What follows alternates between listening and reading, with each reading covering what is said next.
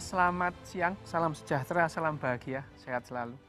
Tadi memang kita sudah sepakat dengan Mas Roberto Robert, ya. Saya manggilnya Mas Robert, ternyata namanya juga Roberto Robert.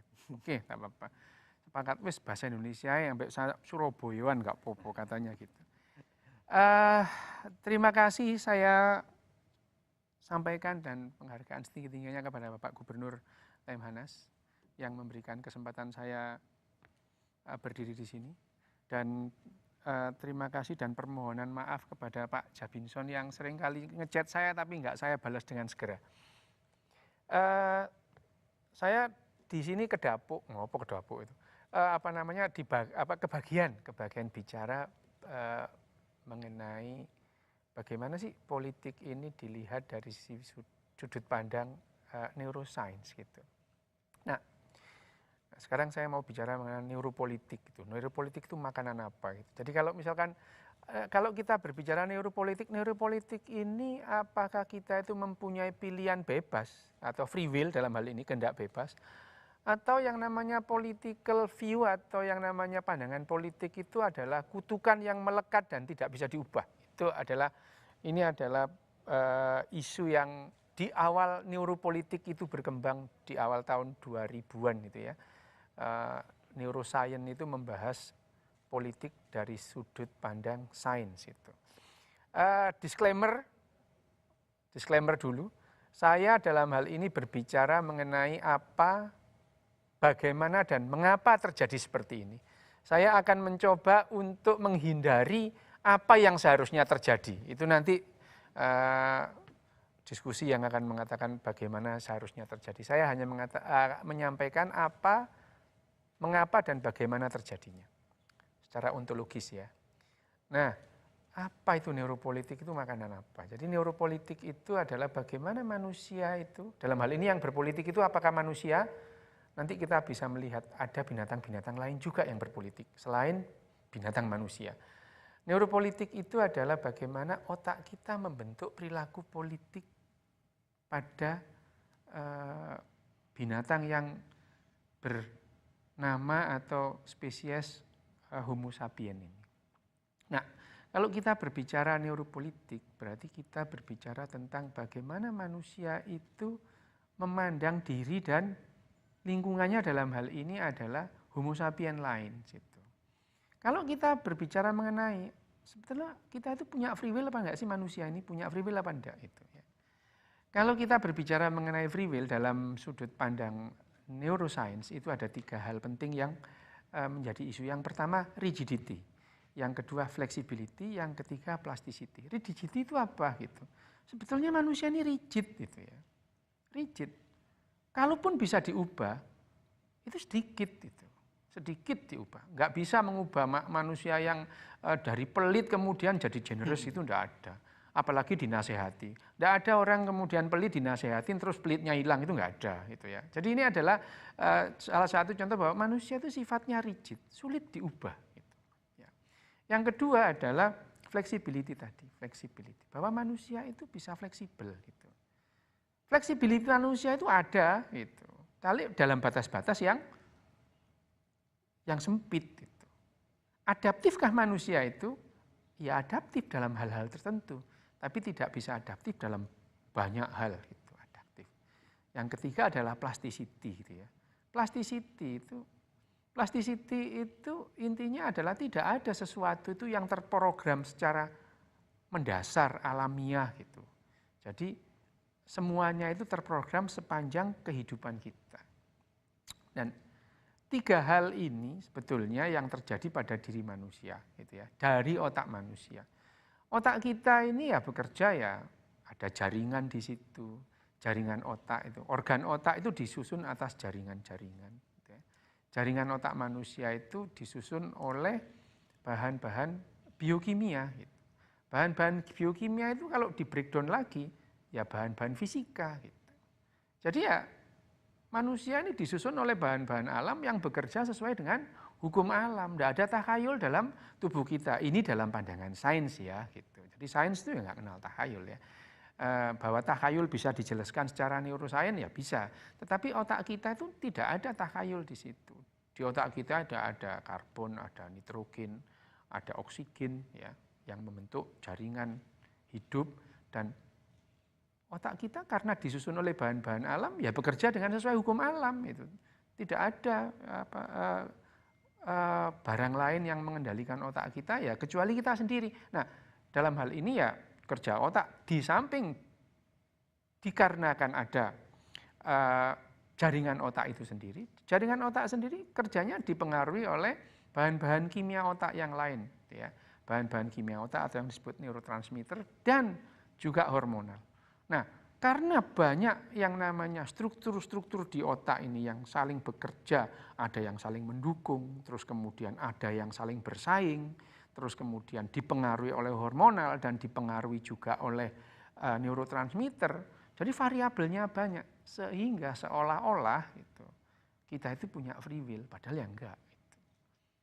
Tapi kalau enggak punya free will, apakah terus kemudian kita tidak bisa mengarahkan diri kita sendiri atau diarahkan orang lain? Nah itu yang akan kita bicarakan dalam hal yang namanya politik ini. Gitu ya. Nah pada umumnya binatang itu belajar dengan kondisi, ya, learning by condition. Gitu. Pada umumnya binatang. Gitu. Sementara manusia ini adalah learning by imitation, meniru. Gitu. Meniru. Jadi kalau kita ada orang lahir di hutan terus kemudian dipelihara oleh gorila, dia akan berjalan seperti gorila, dia belajar dengan meniru gitu ya. Jadi film-film Tarzan tahun 30-an, tahun 40-an itu tidak mungkin kalau Tarzan itu dipelihara oleh gorila terus jalan tegak seperti manusia. Yang lebih mendekati kebenaran itu film-film Tarzan belakangan, dia jalannya seperti gorila. Ini adalah meniru. Tapi selanjutnya kalau kita mempelajari berikutnya bahwa kenapa manusia itu belajar dengan meniru gitu. Itu pendekatan filsafatnya itu banyak dari dulu ya. Jadi ya memahami perilaku manusia itu, manusia mempelajari perilaku manusia itu dalam waktu ratusan tahun bahkan ribuan tahun itu dengan pendekatan filsafat, bukan pendekatan sains gitu. Karena baru tahun 60 loh, yang namanya manusia itu mencoba memahami cara kerja otak sampai menimbulkan perilaku, itu tahun 60-an. Pada saat waktu itu artificial intelligence sudah ada. Jadi artificial intelligence yang tadi disampaikan oleh pembicara yang pertama tadi, bukan meniru cara kerja otak. Tapi justru manusia itu mempelajari cara kerja otak setelah ada artificial intelligence. Jangan-jangan cara kerja otak itu seperti cara kerja artificial intelligence. Nah, ternyata memang tadi dicoba membandingkan neuron kita 100 miliar dibandingkan dengan komputer sekarang yang sudah mendekati kemampuan otak kita dan sebentar lagi akan melampaui otak kita. Nah, kapan sih kita itu paham bagaimana manusia itu mulai mencoba mengetahui kenapa kita itu meniru gitu. Itu baru tahun 95 gitu ya. 95 itu ada penemuan terbesar dalam biologi ini setelah yang namanya DNA itu. Penemuan ini tahun 95 baru nemu yang namanya mirror neuron atau neuron cermin gitu. Tahun 95. Jadi usianya ini baru di antara sains-sains yang lain. Memang neurosains itu baru berkembang tahun 90-an. Pelopornya ya salah satunya ya Richard Davidson itu. Nah, tahun 95 kita itu manusia akhirnya menemukan mirror neuron sehingga manusia itu bisa belajar dengan meniru. Tapi apakah hanya manusia yang belajar dengan meniru? Tidak. Simpanse juga bisa ya. Kera-kera pada umumnya mamalia yang bisa belajar dengan meniru. Dan banyaknya mirror neuron pada otak binatang itu bisa menyebabkan bagaimana binatang itu bisa merasakan emosi orang lain, bisa merasakan emosi individu lain, dan itu menimbulkan empati, gitu ya, menimbulkan empati. Dan ini ya dasar-dasar dari moralitas. Gitu. Jadi yang namanya altruism itu ada karena dalam otak kita itu ada banyak cukup banyak mirror neuron yang bisa merasakan perasaan atau emosi individu lain itu. Kalau kita nggak punya mirror neuron itu, ibu-ibu dan bapak-bapak nggak bisa nangis kalau nonton sinetron, itu nggak bisa. Karena nonton sinetron itu nangis-nangis, lihat itu merasakan kesedihan yang dimainkan oleh pemainnya. Padahal itu ya dibohong, itu kan acting aja gitu ya. Mirror neuron. Nah, politik itu ya sama, politik dan moral itu sama sih sebetulnya itu. Altruisme itu kalau altruisme murni, ya membuat kita tidak bisa hidup, mau makan gitu, orang lain aja makan gitu. Nah, tetapi yang namanya altruisme yang resiprokal, gitu ya, altruisme milih-milih atau altruisme ya secukupnya gitu, itu yang membuat manusia itu bisa berkelompok gitu ya. Altruisme resiprokal altruism. Altruisme milih-milih. Kalau teman dibelain mati-matian, kalau musuh dihajar habis-habisan gitu. Moral ya seperti itu sebetulnya. Moral dalam politik itu sama gitu. Moral itu ya misalkan kita punya nilai-nilai moral tertentu dan moral itu kita pegang dalam satu kelompok bersama dengan politik. Nah, sains sendiri itu bebas nilai itu, bebas nilai. Sebetulnya sains itu bukan tidak jelek, tidak baik gitu ya. Sains ya sains gitu ya. 2 tambah 2 sama dengan 4 itu bukan karena jujur, ya 4 gitu. Kan nggak ada, misalnya guru bilang 2 tambah 2 sama dengan berapa, ayo jawab yang jujur. Nggak ada, ya memang 4 gitu. Sains itu bebas nilai gitu. Ya, bebas nilai. Nah, teknologi atau pengaplikasian dari sains itu yang bisa memberikan potensi dia berguna atau merugikan. Sains itu bebas nilai. Dalam hal ini neuroscience juga demikian. Neuroscience kalau kemudian neuroscience itu diaplikasikan menjadi ilmu yang namanya neuropolitik, ya, itu tergantung gitu. Kalau misalkan neuropolitik diaplikasikan pada pemilihan presiden Amerika, 2 kali presiden Amerika melakukan pendekatan neuropolitik. Hasilnya kita bisa lihat sendiri. Gitu. Tapi apakah neuropolitik itu bisa kita arahkan untuk menjadikan populasi itu berpolitik dengan lebih sopan dalam tanda kutip, sopan santun menurut populasi kita? Ya bisa saja, asalkan kita tahu petanya. Gitu. Ya. Nah, ini yang disebut tadi ya. Mirror neuron ini yang membuat tadi yang disampaikan oleh Mas Robert, kira-kira 80 sampai 60 ribu tahun yang lalu, mendadak manusia ini bisa mengembangkan bahasanya, ya bukan mendadak ya. Artinya selama 100 sampai 100 ribu tahun, manusia itu akhirnya mengalami revolusi kognitif bahasa, yang kemudian dari kera yang bukan apa-apa tadi disampaikan ya. Kera tidak penting di sub-Sahara itu kemudian menjadi penguasa, itu katanya bahasanya Mas Robert tadi. Tapi sebetulnya manusia yang nggak kuasa-kuasa amat sih ya gitu. Hanya saja kemampuan berbahasa manusia mengembangkan bahasa verbal itu akhirnya membuat manusia punya senjata yang tidak dimiliki oleh spesies lain. Apa itu kekuatan senjatanya? Senjatanya itu yang disebut sebagai realita ketiga atau realita intersubjektif. Kalau kita meminjam bahasanya Noah Harari ya, itu realita intersubjektif. Realita ketiga. Karena ada yang namanya realita objektif, ada yang namanya realita subjektif.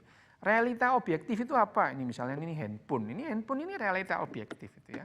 Semua bisa melihat, mengkonfirmasi, dan mengobservasi dengan waktu yang sama. Persis sama dengan yang saya lihat dan dikonfirmasi. Ada yang namanya realita subjektif itu, misalnya nyeri. Gitu ya. Nyeri itu ada. Gitu. Ada. Gitu. Kalau misalkan dokter diminta, nyeri itu apa? Oh, nyeri itu adalah rangsangan pada saraf-saraf nyeri, kemudian dilanjutkan ke tulang belakang, ada jalur ke atas namanya spinothalamikus sampai ke atas di talamus dan mengumpulkan data-data dari seluruh bagian otak dan diterjemahkan dengan sebagai rasa nyeri. Itu ada itu. Tapi kalau saya sebagai dokter ada pasien datang, dok kepala saya sakit. Gitu. Saya tidak tahu itu dia bohong apa enggak gitu. Tidak tahu itu. Dia nyeri beneran apa enggak tahu. Gitu. Yang dilakukan dokter adalah mencari indikator-indikator kenapa dia sakit, kenapa dia nyeri kepala. Tapi kalau seandainya saya tidak menemukan satu indikator sekali, satu pun bahwa ini sakit, bukan berarti nyerinya itu tidak ada. Makanya itu yang disebut nyeri, lapar, marah itu ya. Sedih itu adalah realita subjektif. Nah, manusia ini setelah mengembangkan bahasa verbalnya itu, kita jadi punya realita ketiga itu. Realita intersubjektif. Apa itu? Ada kata karena kita ada-adain gitu. Tadinya nggak ada gitu. Yang contoh yang paling gampang ya Indonesia ini loh. Indonesia itu tanggal 17 Agustus 45 jam 7 pagi kan belum ada gitu. Nggak ada gitu. Jam 8 pagi belum ada. Jam 10 mendadak ada gitu ya. Dan kemudian ada orang yang rela mati demi Indonesia yang 2 jam yang lalu nggak ada gitu.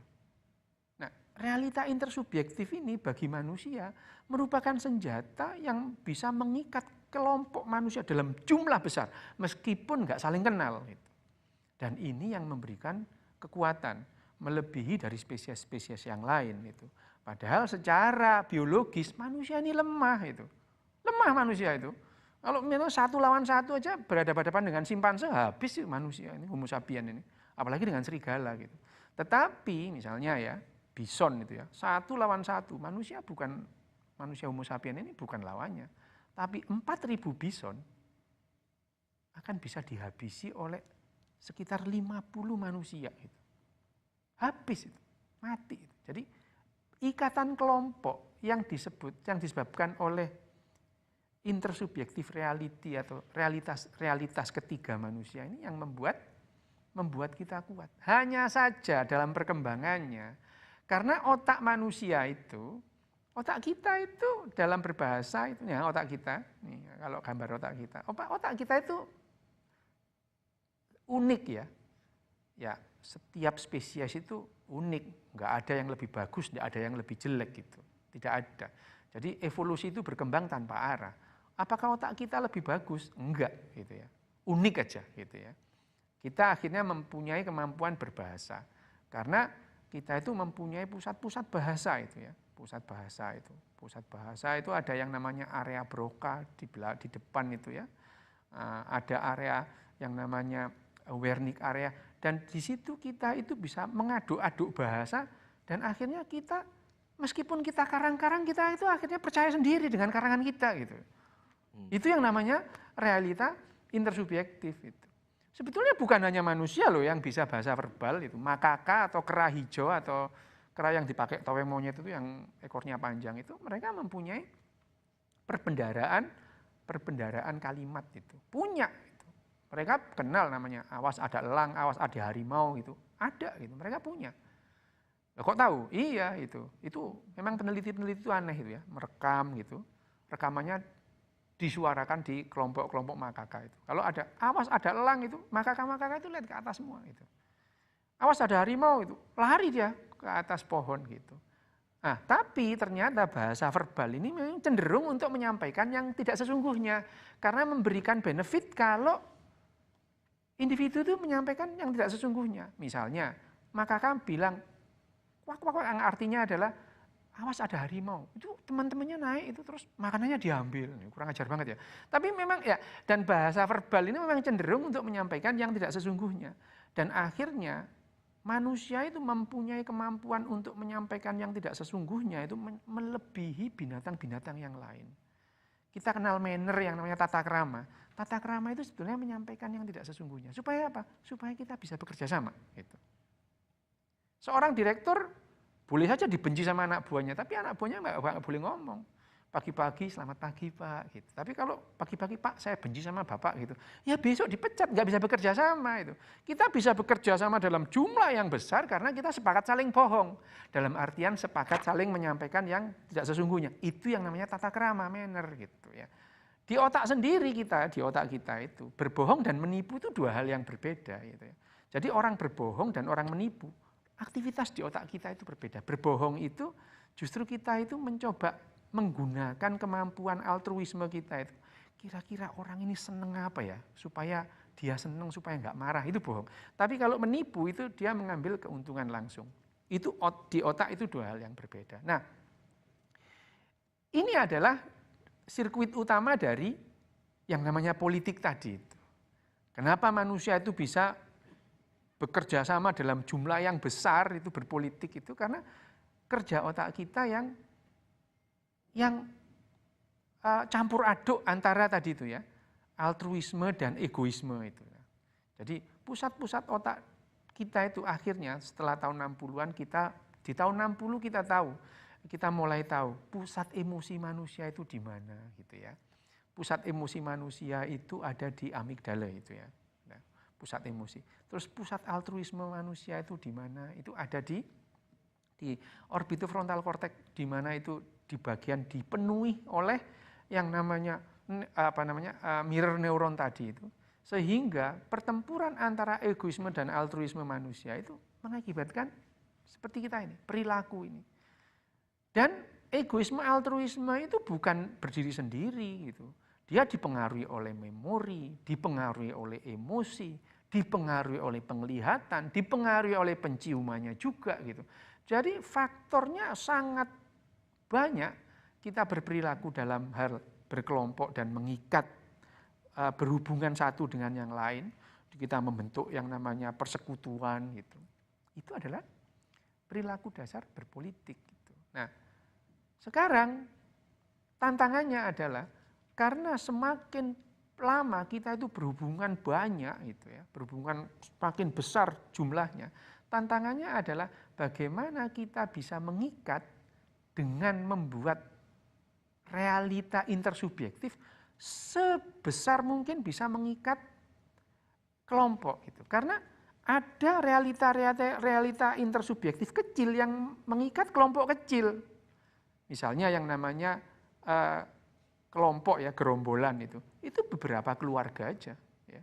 Terus kemudian dia diikat lagi oleh tribe, suku gitu. Suku diikat oleh chiefdom gitu ya. Nah, chiefdom diikat oleh nation diikat oleh agama diikat oleh uang. Uang itu adalah sistem kepercayaan otak manusia yang paling tinggi. Gitu ya. Nah, ini adalah bagaimana kita tantangannya seperti itu. Nah, tantangan ke depan adalah bagaimana kita itu bisa bekerja sama dalam jumlah yang lebih besar antar negara, antar bangsa, antar ras ya, seluruh dunia live as one. Nah, ini adalah tantangannya dan kita memerlukan sekarang ini alih-alih kita itu memerlukan berkompetisi adalah kita bagaimana kita itu belajar berkolaborasi. Saya sudah diingatkan kurang 1 menit, jadi saya akhiri di sini. Terima kasih, selamat siang. Terima kasih. Silakan duduk kembali, Dr. Ryu Hasan. Selalu menarik seperti biasa. Dan ladies and gentlemen, that was the profound and razor sharp Dr. Ryu Hasan with a remarkable presentation. And to our participants, I'm sure you have so many questions and also observations about this topic. So please do leave your comments in the chat box. Yes, we will be reading your questions shortly. We would like to remind you to keep on typing in your question in the chat box where our team will create them in real time. Please type in your name and your institution as well. And also please mention which speaker whom you would like to direct your question to.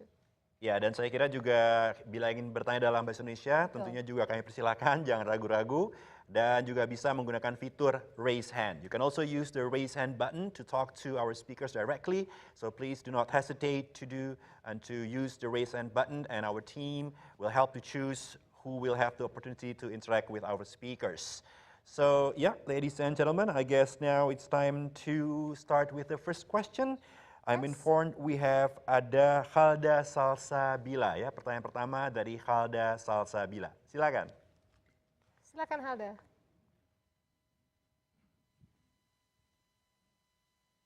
Ya, kita bisa melihat suaranya mungkin di unmute dulu Halda. Ya, mungkin masih di mute suaranya ya. Oke, coba kita coba sekali lagi. Silakan. Ya, halo, terima kasih. Ya, selamat siang. Sebelumnya perkenalkan, saya Halda Salsabila dari FISIP UI. Sebelumnya juga terima kasih atas penjelasan dan pemaparan dari para narasumber. Saya izin bertanya kepada Bapak Rio Hasan. Sebenarnya sejauh mana sih peradaban global turut mempengaruhi peradaban suatu bangsa gitu, terlebih khususnya di Indonesia, di mana di tengah kompleksitas dunia modern saat ini. Terima kasih. Baik, terima kasih banyak. Kita jawab dulu apa Ya, langsung? kita jawab dulu. Kita jawab dulu ya. Baik, silakan, Pak. Kalau peradaban global seberapa jauh mempengaruhi peradaban Indonesia misalnya? Ya.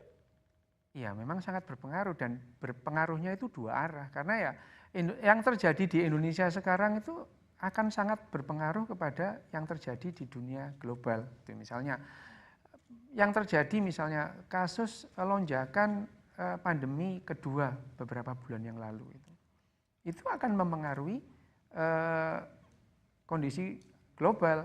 Misalnya, terus sekarang pasokan energi ke negara tetangga terganggu. Itu sudah pasti terjadi gitu sekarang. Hanya saja yang namanya geopolitik, kalau kita berbicara politik itu, yang terjadi di Indonesia dengan terjadi di Eropa, sejak dulu ya terjadi, hanya kalau dulu itu terjadinya itu tidak secara langsung itu karena perilaku orang Indonesia misalnya.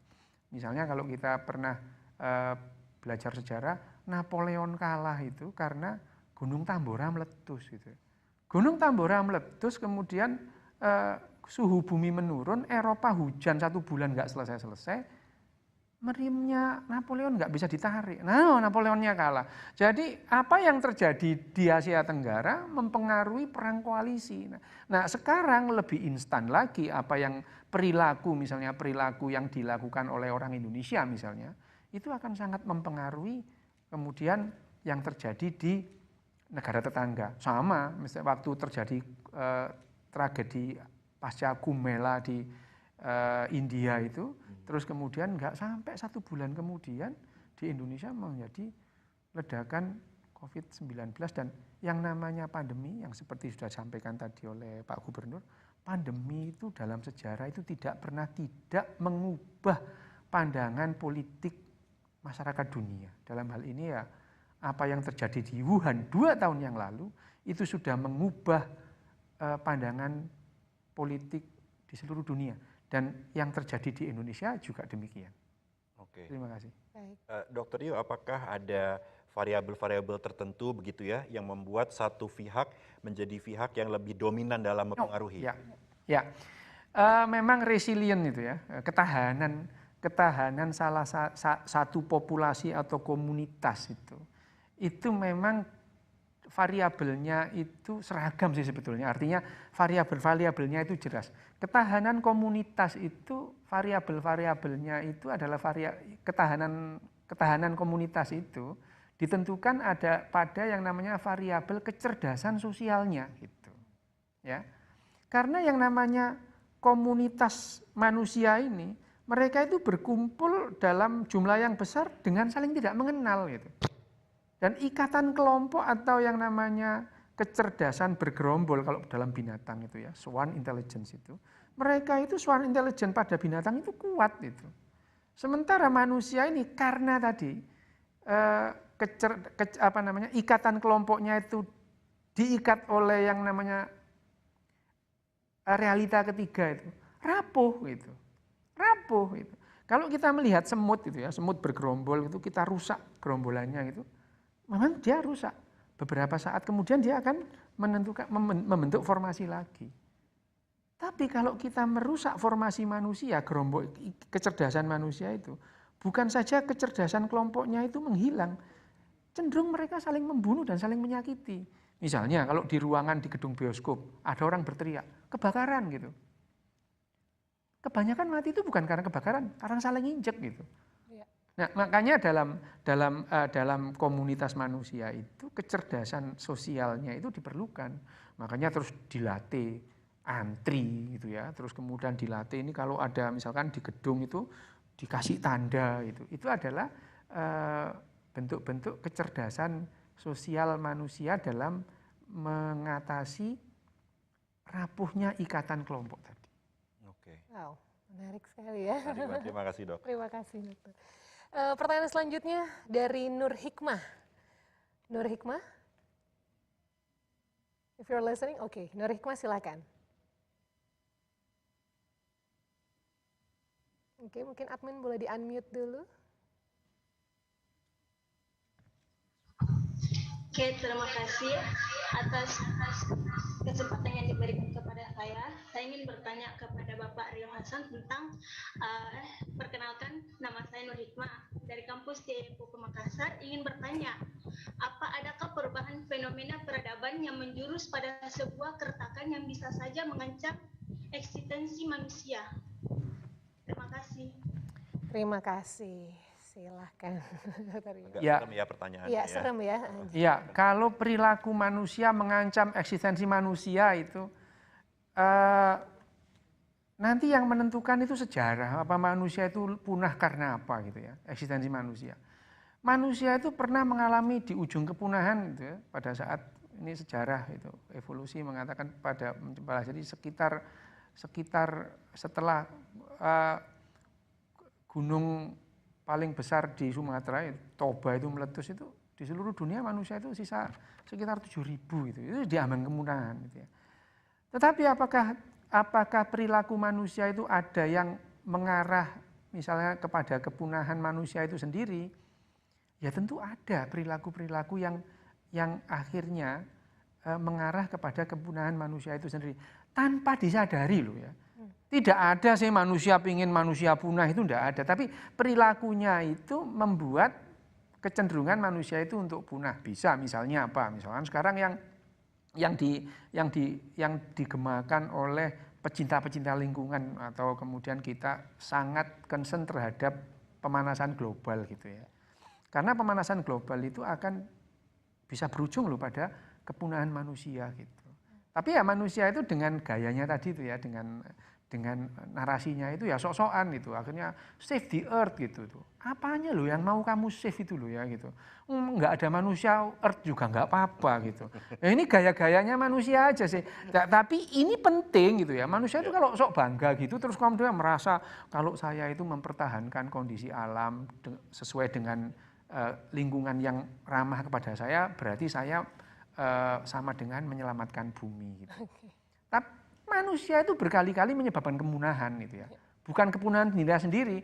Sekitar 20.000 tahun yang lalu pada saat manusia Homo sapiens itu mendarat di benua Australia itu. Tidak lama kemudian itu banyak megafauna di sana itu yang punah itu. Ya tentu saja manusia itu tidak menginginkan mereka punah, wong itu memang enak dimakan gitu ya. Tapi perilaku memburu manusia secara besar-besaran untuk kepentingannya itu membuat megafauna yang di Australia itu punah semua.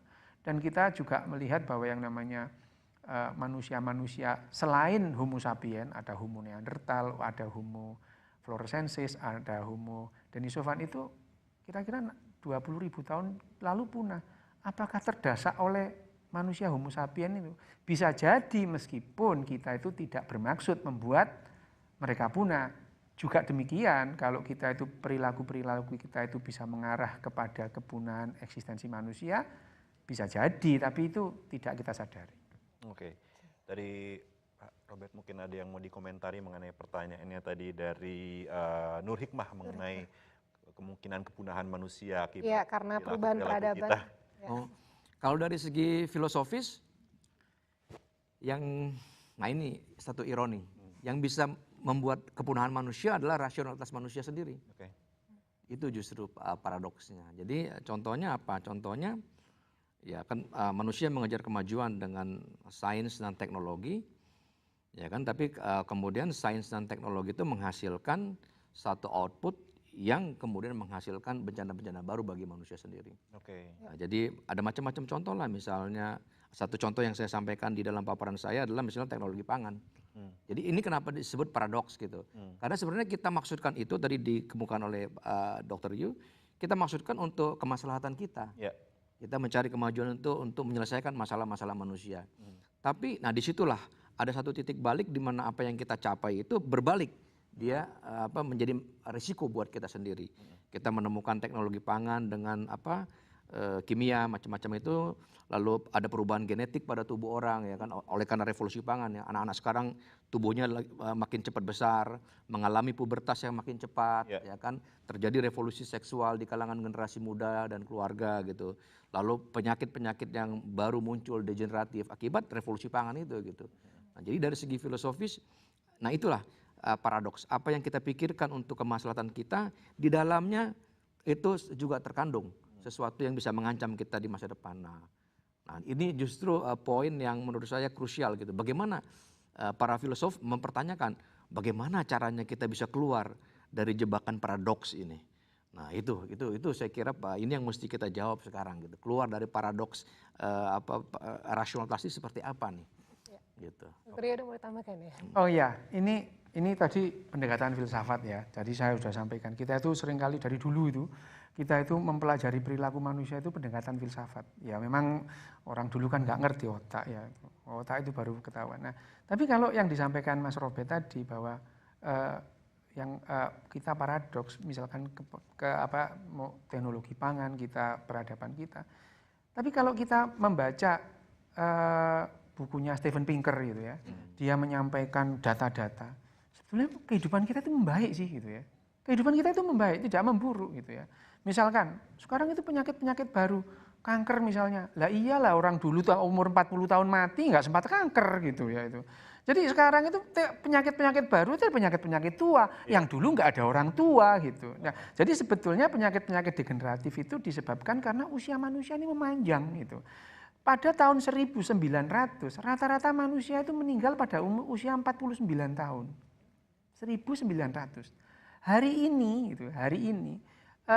usia harapan hidup manusia itu 82,3 tahun gitu ya. Jadi dan perempuan usia harapan hidupnya jauh lebih tinggi dari laki-laki.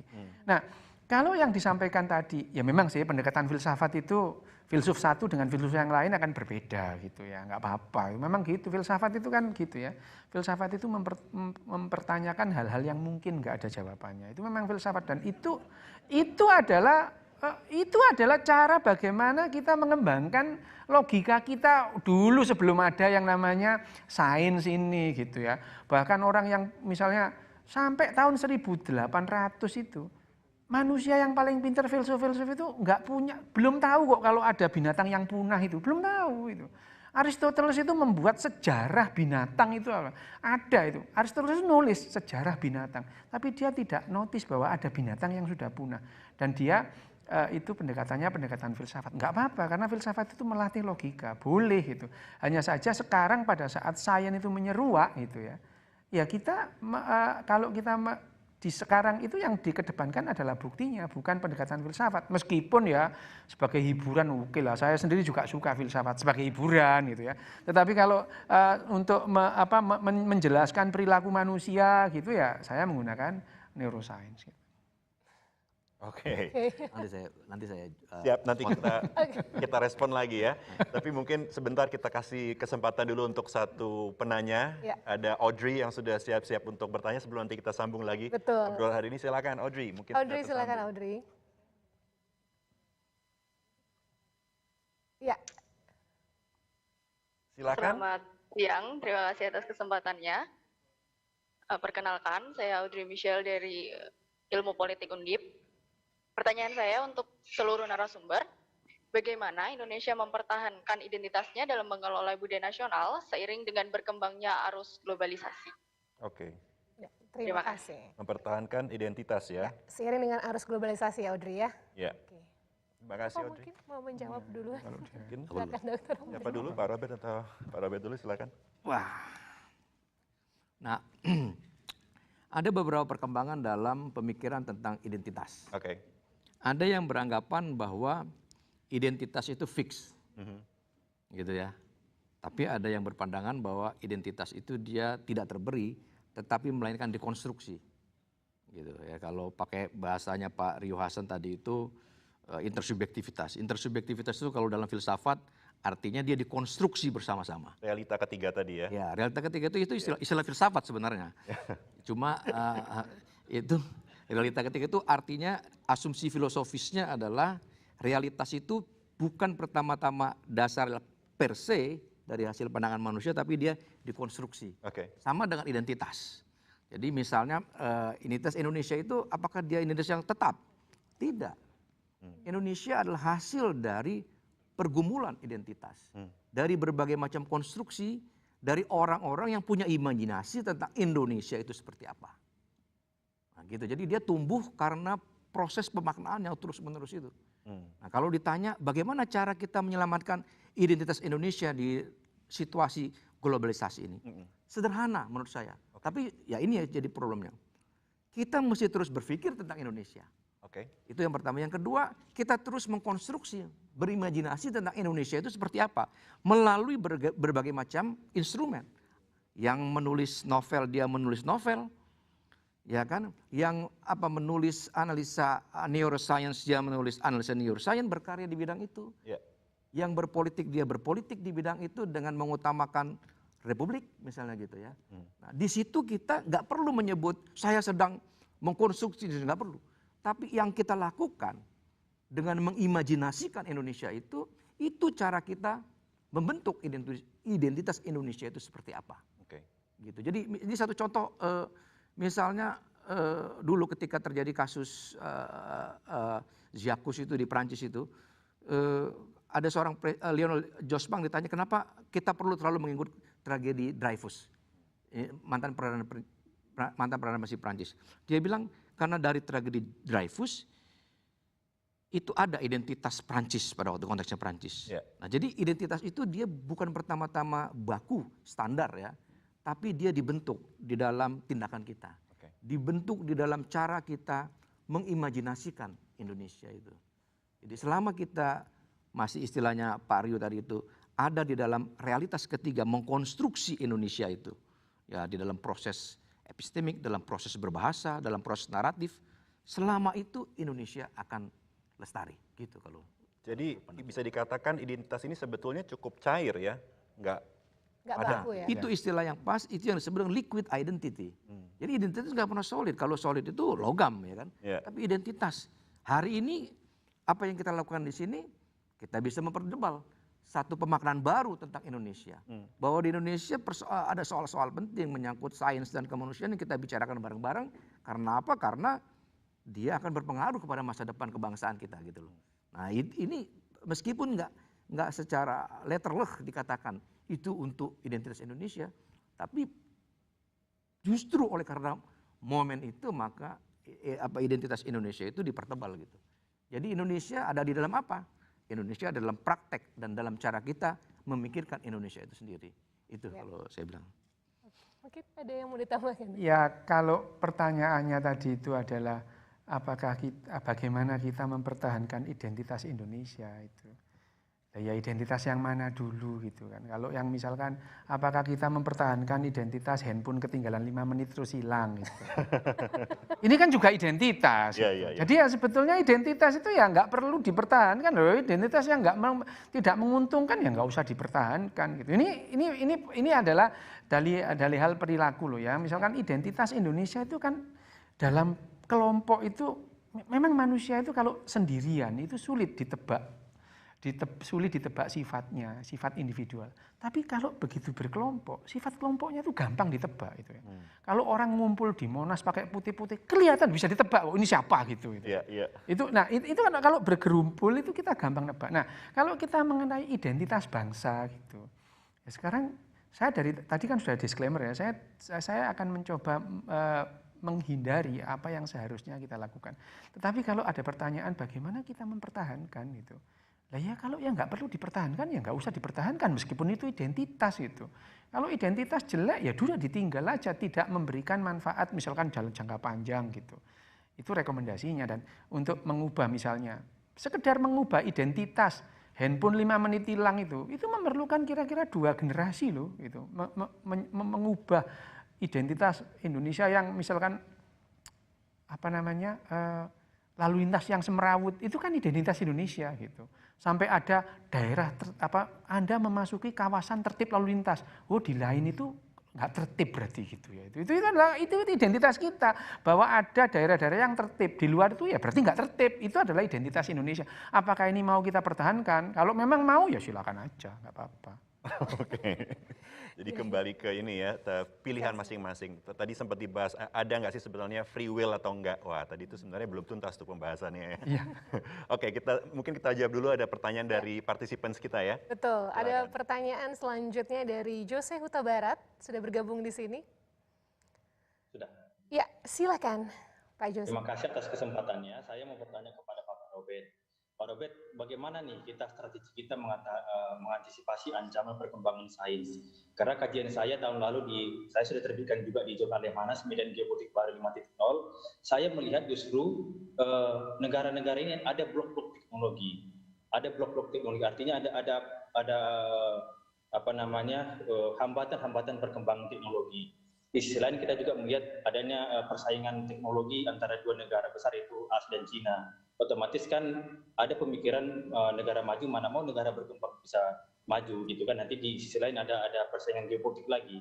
Nah, bagaimana Pak Robert memandang hal ini untuk dilihat dari perspektif geostrategi dan geopolitik kita untuk mengantisipasi perkembangan sains dan teknologi ini? Terima kasih.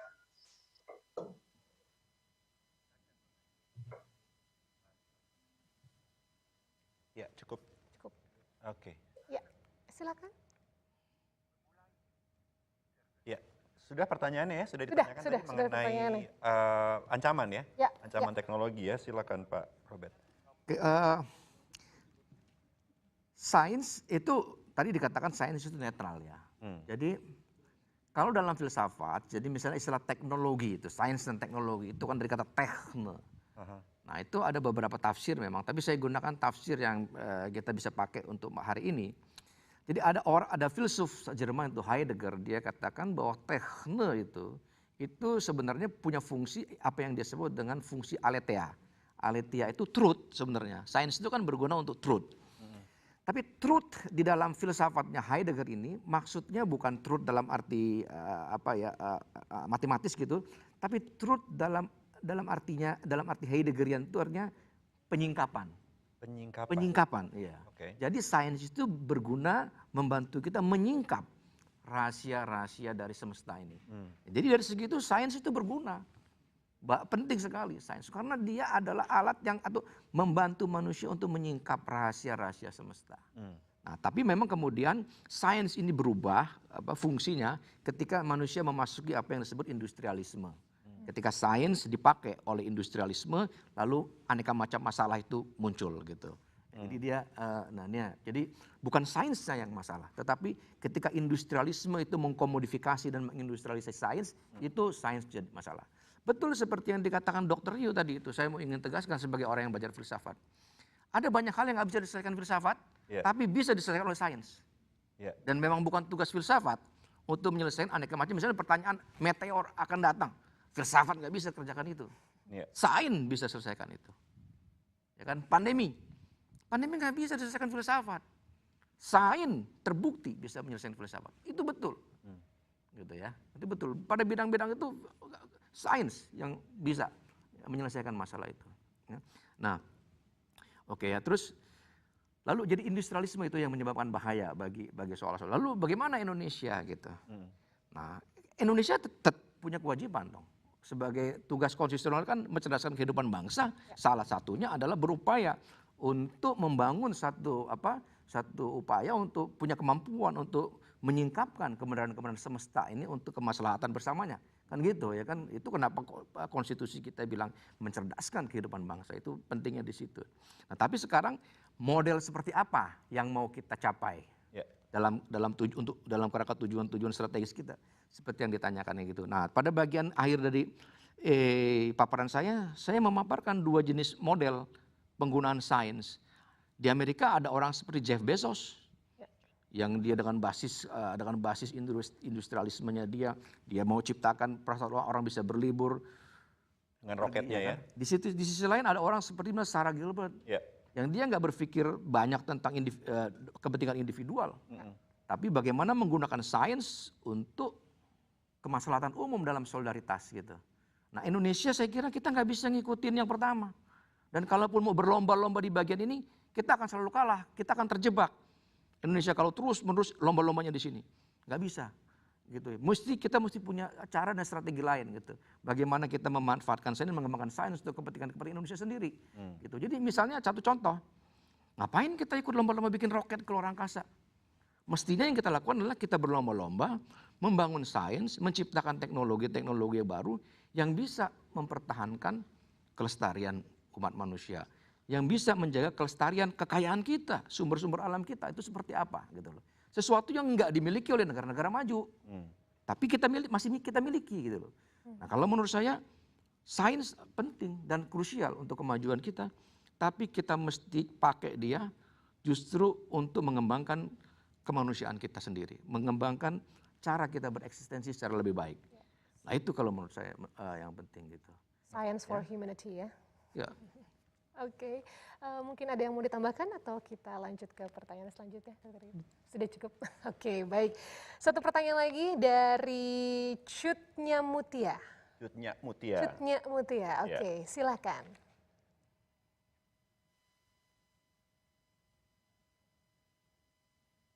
Ya Mutia, silakan sudah bergabung di sini. Silakan pertanyaannya untuk siapa? Halo, selamat sore. Selamat sore. Pertanyaan saya untuk Bapak Robert terkait dengan paparan Bapak di awal tadi mengenai obesitas yang sebagai salah satu penyebab kematian tertinggi di dunia ya Pak.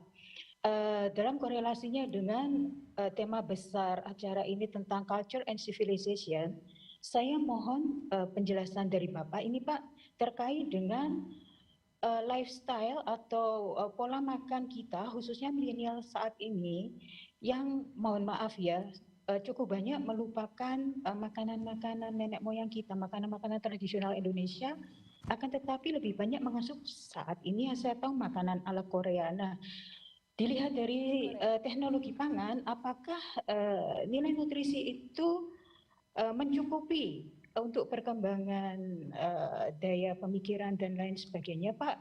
Apalagi kalau dikaitkan dengan tadi Pak penjelasan neuropolitik tadi, bagaimana ya Pak?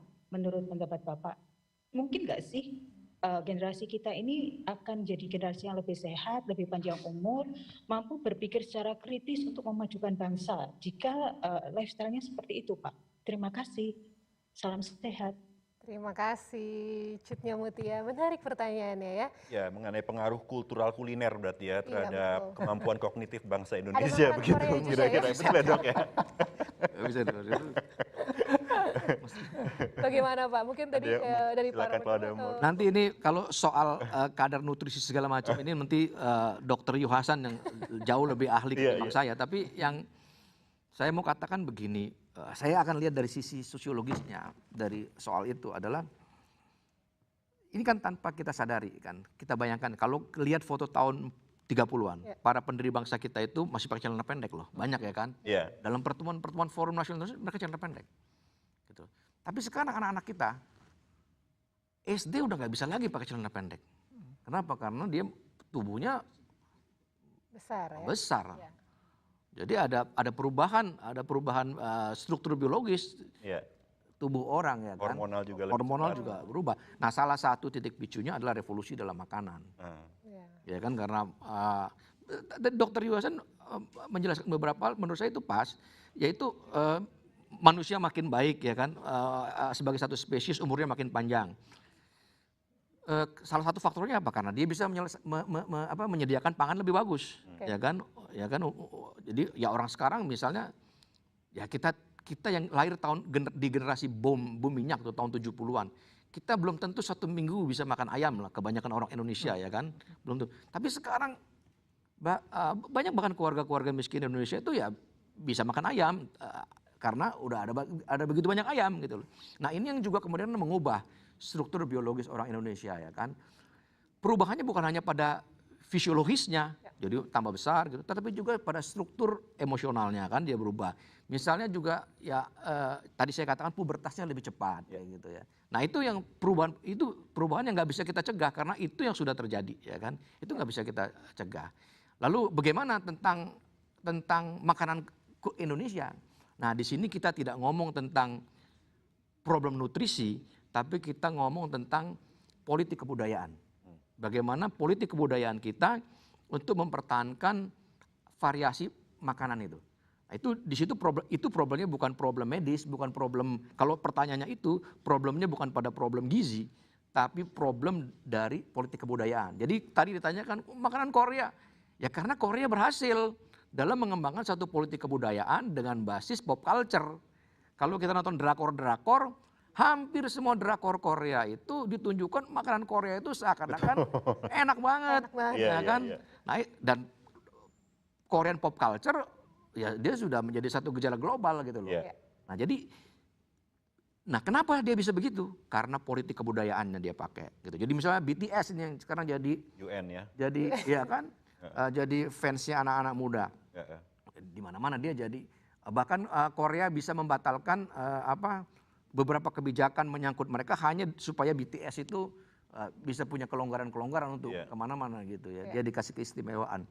Itu bagian dari politik kebudayaannya. Nah, Indonesia mesti juga punya politik kebudayaan yang diarahkan untuk memperkuat entitas-entitas, entah kulinernya, entah ragam kebudayaan tertentu gitu ya. Nah, ini mesti ada. Kalau di dalam zaman Orde Baru dulu ada istilah strategi kebudayaan, tapi istilah itu kan dikritik karena dianggap terlalu kaku lah gitu ya. Tapi kalau menurut pandangan saya, sekalipun strategi kebudayaan itu sudah nggak begitu cepat untuk era demokrasi ini, satu politik kebudayaan untuk tadi itu dalam rangka memperkuat identitas-identitas tertentu dari yang dimiliki oleh kebudayaan itu tetap mesti kita punya gitu loh. Nah, seperti apa policy politik kebudayaannya? Nah, ini yang kita perlu kembangkan bareng-bareng di masa depan, menurut saya gitu. Jadi soft power juga ya secara kultural. Istilah itunya begitu ya, soft power ya. Iya. Dr. Ryu ada yang mau dikomentari ini mengenai? Iya, kalau kita melihat perilaku manusia itu ya mesti wajar menimbulkan paradok dalam hari ini ya, misalkan soal obesitas ini loh ya. Manusia itu punya gen, istilahnya kalau bahasa gampangnya itu gen nggak bisa berhenti makan gitu ya. Ada dalam tubuh kita itu ya, 96,8% manusia itu punya gen nggak bisa berhenti makan. Gen ini menolong kita pada saat ya nenek moyang kita pemburu pengumpul di hutan atau di padang savana itu mempertahankan hidupnya. Jadi kalau dia melihat sumber makanan, orang yang tidak punya gen tidak bisa berhenti makan itu, mereka mempunyai kecenderungan atau mempunyai peluang hidup lebih besar. Karena dia kalau lihat makanan nggak bisa berhenti makan, mereka mempunyai peluang hidup lebih tinggi daripada udah tinggal untuk besok aja. Lah besok dimakan binatang lain gitu ya. Jadi akhirnya manusia-manusia yang bertahan itu adalah manusia-manusia yang punya gen tidak berhenti makan, nggak bisa berhenti makan. Jadi jangan heran kalau kita itu meskipun lapar begitu buka kulkas ada es krim nggak bisa berhenti kalau es krimnya nggak habis, itu karena kita punya gen berhenti makan. Tapi ini memang memberikan advantage pada saat kita kekurangan pangan. Tetapi sejak pertengahan paruh kedua abad 20 itu adalah masa-masa terakhir kita itu terancam oleh kelaparan. Sekarang tidak ya. Jadi ancaman eksistensi manusia sebelum abad 20 sampai abad 20 itu ada 3. Yang pertama kelaparan, yang kedua perang, yang ketiga adalah infeksi. Dulu membunuh jutaan orang itu. Pandemi 100 tahun yang lalu itu ya, 1918 sampai 1920, 120 juta orang meninggal di seluruh dunia itu. Pandemi yang sekarang 4 juta sekian ya. Kalau dibandingkan jauh itu. Itu karena kita infeksi itu bukan musuh kita lagi gitu. Perang membunuh puluhan juta orang. Sekarang ya ada sih perang di Timur Tengah gitu, paling ya ribuan orang gitu ya, nggak sampai jutaan seperti dulu. Kelaparan sudah nggak ada lagi. Tahun 80-an itu Ethiopia itu kalau kita lihat di TV itu orangnya cek sampai busung lapar gitu ya, besar. Sekarang Ethiopia itu lumbung padi gitu. Jadi sekarang musuh utama manusia itu yang 3 tadi sudah nggak ada. Sekarang kita kelebihan makan itu. Kelebihan makan bener-bener itu. Jadi kalau kita lihat di jalan-jalan nggak ada, ibu-ibu kurus itu nggak ada itu. Tapi kalau dibilang gendut, kita dibilang body shaming. Padahal kita ngomong itu nggak sehat gitu ya. Itu obesitas itu tidak sehat. Kalau di Jepang itu ada Karbolao itu ya. Itu sebenarnya undang-undang anti gembrot. Karbolau, karbohidrat. Karbolau, jadi karbolau, undang-undang karbo. Iya. Itu adalah undang-undang anti gembrot di Jepang. Itu sejak tahun 2008 itu diberlakukan. Orang laki-laki lingkar pinggangnya nggak boleh lebih dari 84,3, perempuan nggak boleh 81,3 cm. Itu dikejar-kejar itu. Dan setelah itu diberlakukan 2 tahun, angka kesakitan di seluruh Jepang itu meningkat. Sehingga akhirnya yang dikejar perusahaan tahun 2010 itu. Perusahaan yang mempekerjakan orang gembrot didenda gitu. Jadi setiap Senin di Jepang itu ada acara ngukur lingkar pinggang itu. Kalau kelebihan nggak boleh kerja dulu, dia fitness dulu kamu, nge-gym gitu. Dan itu akhirnya menurunkan angka kesakitan orang Jepang dan menurunkan angka biaya untuk kesehatan yang dikeluarkan pemerintah Jepang. Gitu. Jadi emang obesitas itu memang masalah itu, pandemi global itu. Pandemi sebelum COVID-19 sudah ada pandemi global. Nah sekarang pandemi di sini tuh mereka punya senjata baru. Kamu jangan gendut-gendut, wah kamu body shaming. Loh orang dikasih tahu supaya sehat kok gitu ya. Ini jadi apa yang namanya obesitas itu juga persoalan global yang sudah dicanangkan WHO sejak tahun 2000. Oke. Makanya kita nggak kerja di Jepang, Iya ya. Karena lingkar kita udah lewat 88 sih lewat kayak saya. Kayak di Indonesia aja ya. Dan juga memang di Jepang ibu-ibu hamil hanya boleh naik 10 kilo saja di sana ya. Kalau di sini kayaknya boleh mau 20-30 bebas. Ya. Ada undang-undangnya. Ada undang-undangnya ya. Baik, masih ada pertanyaan? Oh masih ada. Ada nih pertanyaan terakhir saya kira dari Dr. Jatmiko Wahyu ya. Ini mau bertanya kepada Dr. Yu, saya bacakan. Apakah kelak ada struktur begitu yang akan melakukan modifikasi genetik dalam kurung modifikasi fisiologis keotakan yang bertujuan untuk memuliakan manusia dengan menghilangkan kelemahan yang ada pada perilaku manusia? Wow, luar biasa ini. Sekarang sedang berlangsung sih proyek-proyek seperti gini tuh, editing gen editing tujuannya yang sekarang yang sudah dilakukan itu untuk ngedit misalnya gen-gen yang cenderung menimbulkan kesakitan. Tidak ada gen penyakit itu nggak ada. Yang ada adalah gen yang sehat bermutasi yang akhirnya menimbulkan penyakit. Nah, gen editing misalnya ada bintang film yang tahun 2013 itu memutuskan untuk operasi payudaranya karena dia mempunyai BRCA1 yang bermutasi. Karena dengan demikian dia peluang untuk kanker payudara dia 65% gitu ya. Nah, dioperasi itu payudaranya bukan diambil semua, cuman kelenjarnya aja. Kalau dilihat ya tetap sama gitu, itu kelenjarnya aja diambil supaya tidak cancer. Nah, sekarang dengan metode gen editing yang berbeda dengan kira-kira 10 tahun yang lalu. 10 tahun yang lalu kita masih menggunakan jasa virus untuk memasukkan gen yang kita inginkan untuk edit. Sekarang kita mempunyai pisau genetik yang memotong gen dan mengedit gen itu semau kita itu. Hanya saja metode ini yang pertama masih mahal banget gitu ya, dan belum siap digunakan untuk umum gitu. Tapi dalam progres sih bahwa sebentar lagi kita bisa mengedit sesuka kita gitu. Mau pingin umur panjang dan pingin nggak mati juga nggak apa-apa gitu. Dan mati itu sebuah pilihan, itu adalah yang ke depan. Apakah ini bertujuan memuliakan manusia?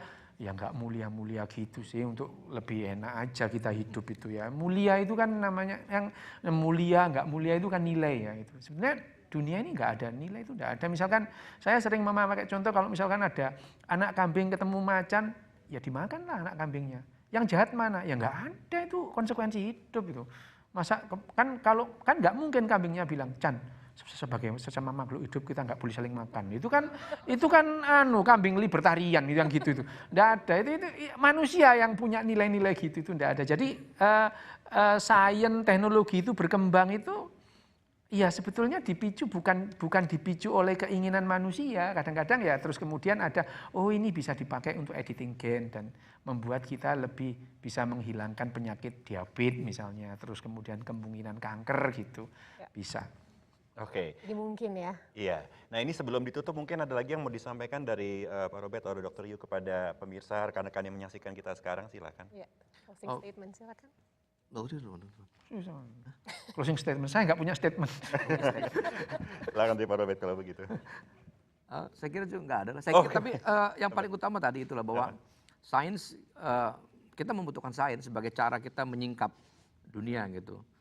Tapi kalau kita lihat perkembangan berikut ini, kalau kita tanya apakah bagaimana sains gitu bermanfaat bagi kemanusiaan kita, maka sains mesti dilengkapi gitu dengan solidaritas gitu menurut saya.